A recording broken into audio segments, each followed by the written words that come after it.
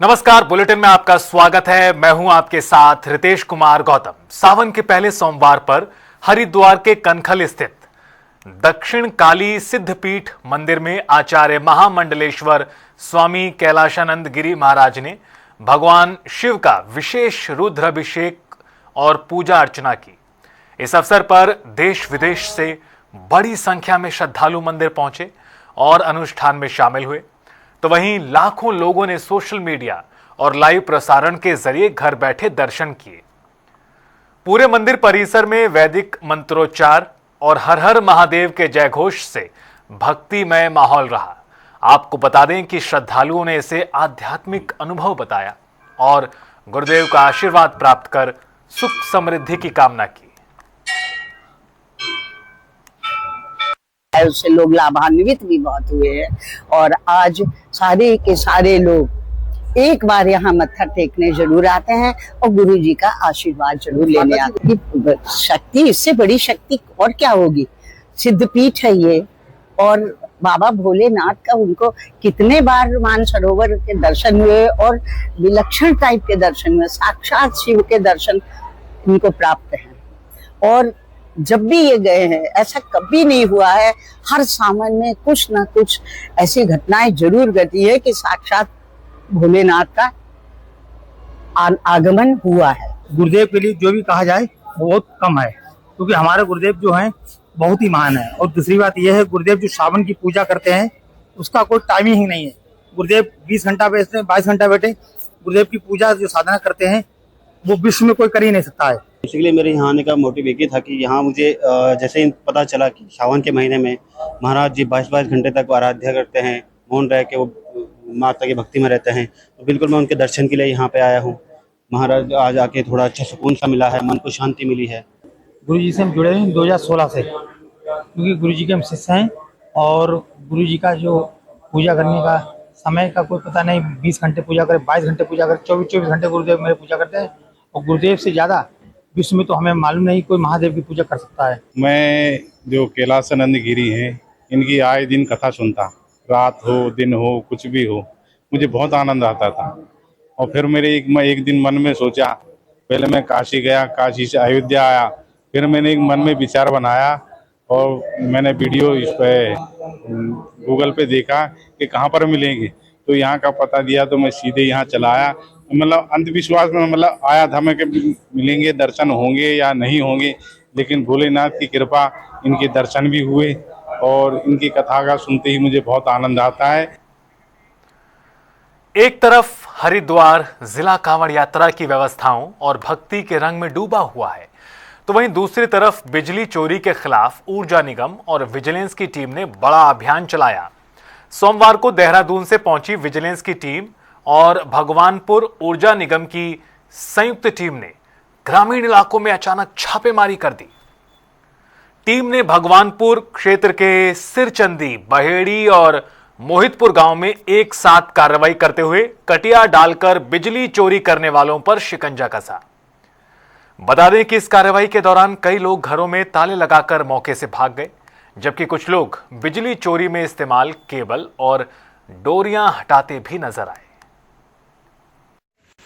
हमारे बुहाना क्षेत्र में देहरादून से जो टीम हमारे आई थी, विजिलेंस टीम के तत्वाधान में, और हमारी क्षेत्रीय जो टीम थी, उनके साथ 3 गांवों में हमने आज जो भी अवैध उपभोग कर रहे हैं बिजली की, उनके खिलाफ एक अभियान चलाया था। इसमें लगभग 18 केस पकड़े हैं, तो जिसमें सिरचंदी है, बेटकी है, मोहितपुर गाँव है। तो इसमें हमने कार्रवाई की है और भविष्य में भी हम ऐसी कार्रवाई करते रहेंगे। और हमें अपने सभी सम्मानित विद्युत उपभोक्ताओं से अनुरोध है कि वो ज़्यादा से ज़्यादा अपने निकटवर्ती लोगों से कहें कि वो विद्युत का वैध इस्तेमाल करें, जिससे कि हम अपने लोगों को और बेहतरीन तरीके से बिजली आपूर्ति कर सकें। गढ़वाल परिक्षेत्र के पुलिस महानिदेशक ने कांवड़ मेला 2026 की सुरक्षा और यातायात व्यवस्था की समीक्षा कर सभी अधिकारियों को सतर्क रहने के निर्देश दिए। अब तक हरिद्वार से 76,85,000 से ज्यादा और नीलकंठ से 5,72,000 से ज्यादा कांवड़ियों का आवागमन हो चुका है।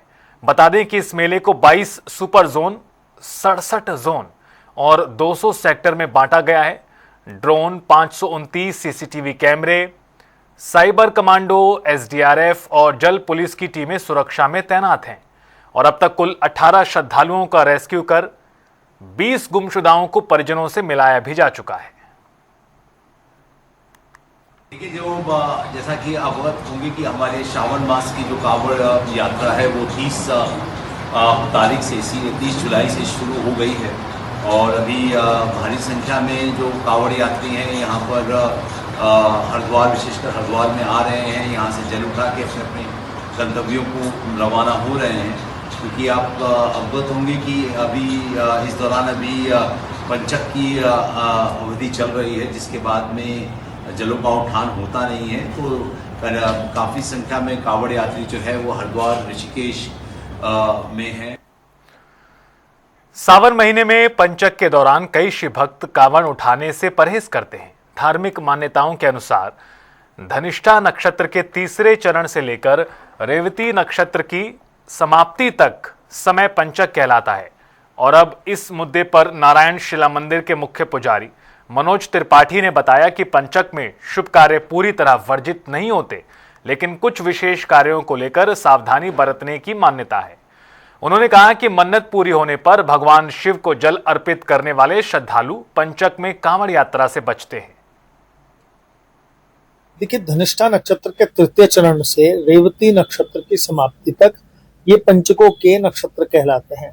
इनमें चूंकि शुभ कामों का तो निषेध नहीं है, परंतु हम अपनी मान्यता पूर्ण करने के लिए, अपनी मन्नत मांगने के लिए भगवान शिव को जल चढ़ाते हैं। तो जो एक बार चढ़ाने से ही कार्य हमारा सिद्ध हो जाता है, पंचकों में शायद वो 5 बार करना पड़ सकता है। इसके अतिरिक्त दक्षिण आदि की यात्रा भी इसमें निषेध कही गई है। पंचकों में अगर हम दक्षिण की ओर यात्रा करते हैं तो मार्ग में दुर्घटना आदि या कार्यों की सफलता संदिग्ध हो जाती है। सीएम पुष्कर सिंह धामी आज हरिद्वार पहुंचे, जहां उन्होंने होटल अलकनंदा में आयोजित कांवड़ स्वास्थ्य सेवा शिविर का उद्घाटन किया। इस दौरान शिव भक्त कांवड़ियों के स्वागत में हेलीकॉप्टर से पुष्प वर्षा की गई।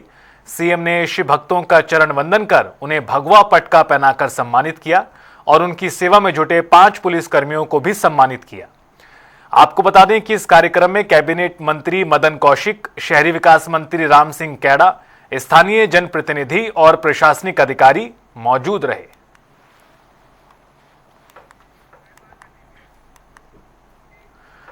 हरिद्वार में सीएम पुष्कर सिंह धामी ने शिव भक्तों के लिए लगाए गए स्वास्थ्य सेवा शिविर का उद्घाटन किया। इस दौरान मुख्यमंत्री ने कहा कि कांवड़ियों की सेवा भगवान शिव की सेवा है। अब तक 48,000 से ज्यादा श्रद्धालुओं का स्वास्थ्य शिविर में उपचार किया जा चुका है। इसके साथ सीएम ने संसद में सनातन पर टिप्पणी को लेकर विपक्ष को घेरा, पप्पू यादव पर निशाना साधा और कहा कि वो केवल सनातन धर्म का अपमान कर रहे हैं, साथ ही हमारे संत जनों को भी अपमानित कर रहे हैं।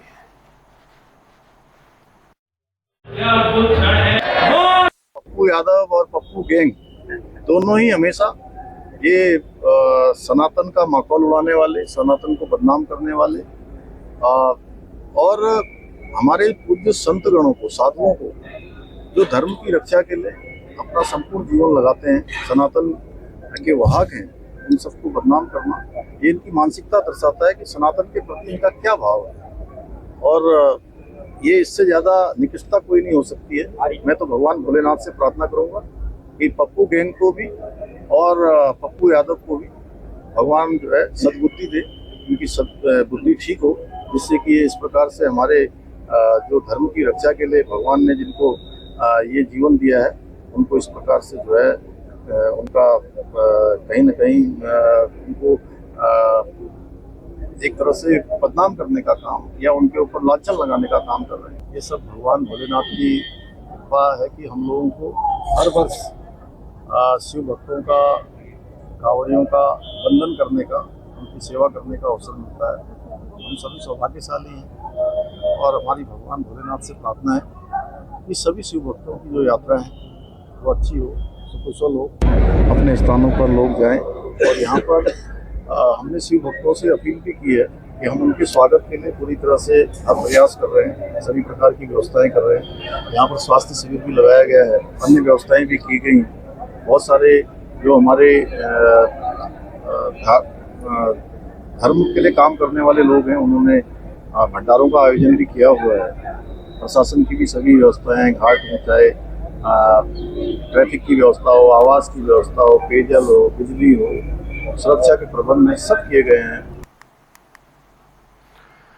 मसूरी नगर पालिका की बोर्ड बैठक शुरू होते ही हंगामा हो गया।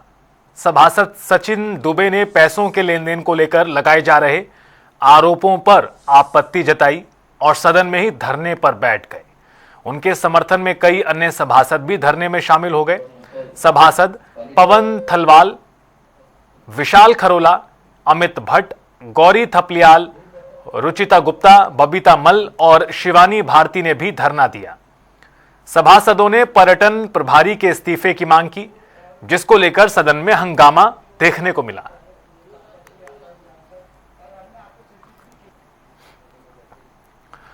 स्वतंत्रता दिवस से पहले उत्तराखंड में बीजेपी की ओर से निकाली जा रही तिरंगा यात्राओं को लेकर कांग्रेस ने निशाना साधा है। कांग्रेस महामंत्री नवीन जोशी ने आरोप लगाया है कि बीजेपी राष्ट्रवाद के नाम पर राजनीतिक लाभ लेने की कोशिश कर रही है। उन्होंने कहा कि कांग्रेस ने आजादी की लड़ाई के दौरान भी तिरंगा उठाया था, जब इसके लिए अंग्रेजों की गोलियां तक झेलनी पड़ती थी।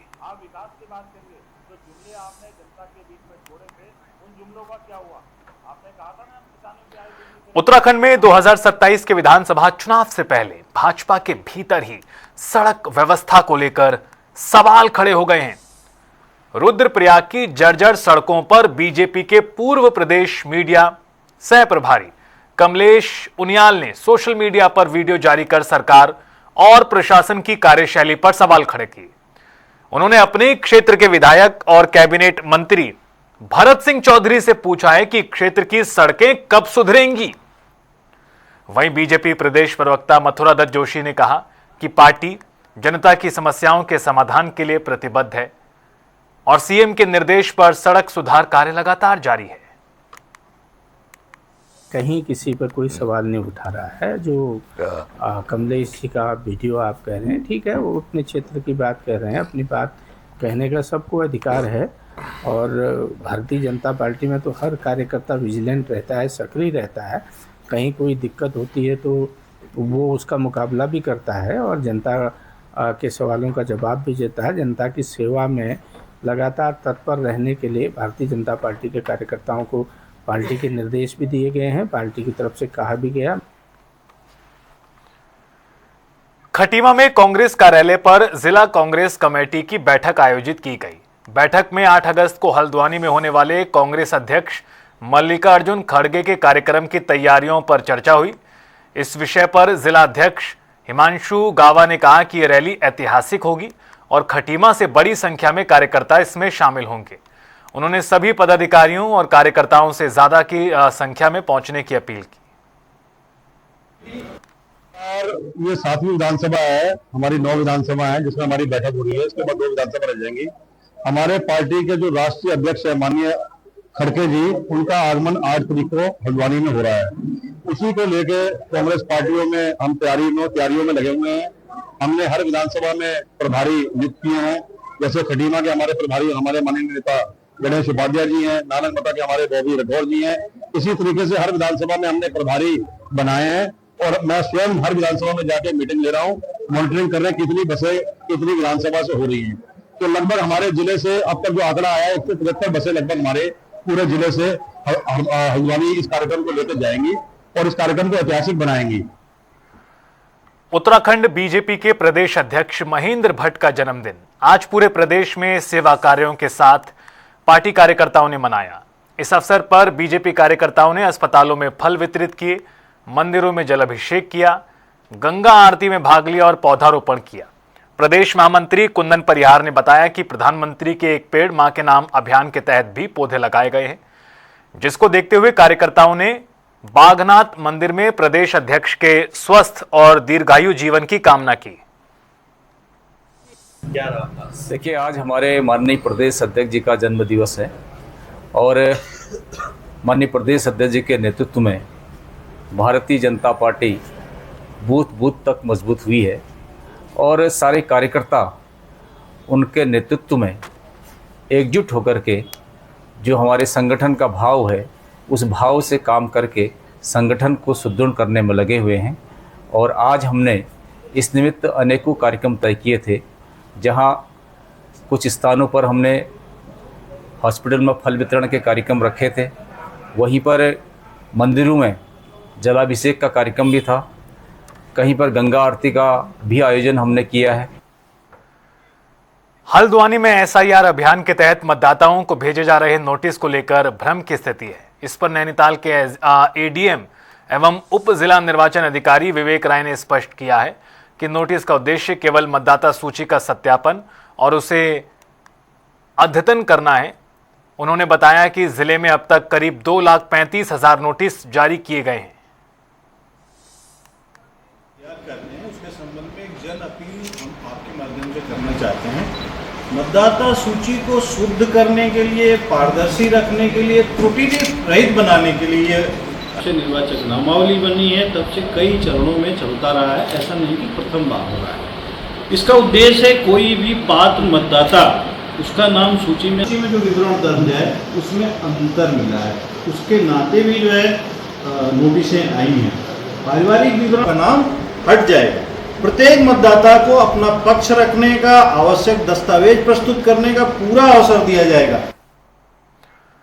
देहरादून में आयोजित समाधान दिवस में जिलाधिकारी डॉक्टर आशीष चौहान ने लोगों की समस्याएं सुनी। जन सुनवाई के दौरान कुल 109 फरियादियों ने अपनी शिकायत दी, जिनमें से कई मामलों का मौके पर ही समाधान भी हो गया।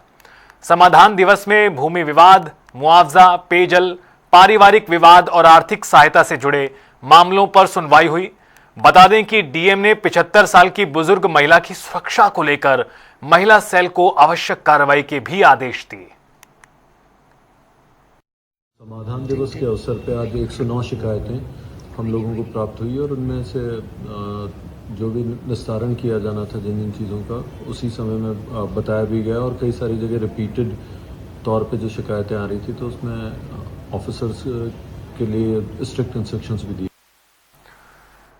देहरादून में आयोजित समाधान दिवस में जिलाधिकारी डॉक्टर आशीष चौहान ने 109 फरियादियों की समस्याएं सुनी और कई मामलों का मौके पर समाधान हुआ। इस दौरान कई समस्याएं सामने आईं, जैसे कि पेयजल, पारिवारिक विवाद, मुआवजा। बता दें कि डीएम ने 75 साल की बुजुर्ग महिला की सुरक्षा के लिए कार्रवाई के निर्देश दिए। जो समाधान दिवस के अवसर पर आज 109 शिकायतें हम लोगों को प्राप्त हुई और उनमें से जो भी निस्तारण किया जाना था जिन चीज़ों का उसी समय में बताया भी गया और कई सारी जगह रिपीटेड तौर पे जो शिकायतें आ रही थी तो उसमें ऑफिसर्स के लिए स्ट्रिक्ट इंस्ट्रक्शंस भी दिए। और फिलहाल इस बुलेटिन में इतना ही। वक्त तो चला छोटे से ब्रेक का। आप देखते रहिए जनता टीवी।